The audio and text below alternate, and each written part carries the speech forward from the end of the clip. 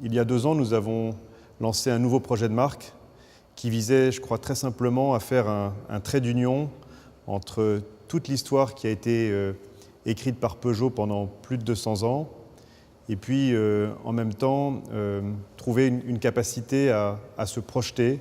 208, c'est ça. C'est un produit qui est complètement corrélé à l'histoire de la série 2. Donc on est à la fois connecté à nos racines, à notre histoire, à ce qui a fait le succès de Peugeot.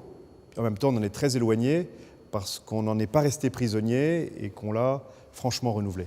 Tout de suite, la face avant, le regard, très félin, très agile, très Peugeot. Et puis, une nouvelle synthèse à l'intérieur avec un petit volant. Le petit volant, ce n'est pas gratuit, ça va avec un combiné, une position de conduite, un écran tactile. C'est toute une synthèse très innovante qui a été pensée, qui fait qu'on est bien dans la voiture et que ça se ressent, le corps parle.